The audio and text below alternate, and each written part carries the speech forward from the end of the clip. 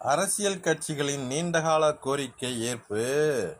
நாடு முழுவதும் சாதிவாரி கணக்கெடுப்பு, மத்திய அரசு அறிவிப்பு.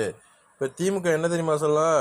இல்லை அவங்க சொல்லிட்டாங்க, அவங்களே அதிகாரிகளை நியமிப்பாங்க அப்படின்னு திமுக நழுவும். திமுக எப்போவுமே அப்படிதான். சென்னை அண்ணா அறிவாலயத்தில் கனிமொழியுடன் வானதி சீனிவாசன் திடீர் சந்திப்பு. திடீர்னுலாம் சந்திக்கலை, ஏதோ ஒரு விசேஷம் அங்கே வச்சுருக்காங்க, அங்கே போயிருக்காங்க.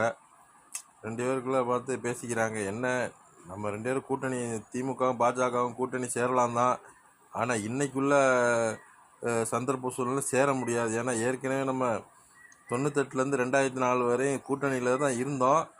அன்னைக்கு இருந்த காலகட்டம் வேறு, ஆனால் இன்றைக்கி இருக்க காலகட்டம் வேறு. இன்றைக்கி செல்ஃபோன் அதுன்னு வந்ததுனால நம்மளை போட்டு கிண்டல் பண்ணி முடிச்சுருவாங்க. அதனால் நீங்கள் அங்கேருந்து எல்லாத்தையும் நிறைவேற்றுங்க. நாங்கள் உங்களை எதிர்க்கிற மாதிரி சட்டத்திட்டங்களை நாங்கள் இங்கே நிறைவேற்றே இருக்கோம். என்ன பண்ணுறது, மக்களை இப்படி தானே ஏமாற்ற முடியும். ஆமாம், இந்த மக்கள் அப்படித்தான்.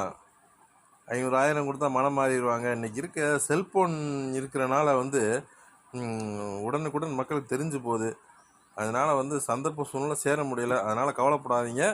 நீங்கள் அதிமுகவோட அதிமுக முடிச்சிருங்க. நாங்கள் அடுத்தது ஆட்சிக்கு நீங்கள் கொண்டு வர எல்லா திட்டங்களையும் நாங்கள் நிறைவேற்றிடும். அதனால் கவலைப்பட வேண்டாம். நம்ம தனித்தனியாக இருந்தாலும் நம்ம எண்ணம் எப்போவுமே ஆரியமும் திராவிடமும் ஒன்று தான். அதில் எந்த சந்தேகமும் இல்லை, கவலைப்படாதீங்க அப்படின்ற மாதிரி பேசிக்கிறாங்க.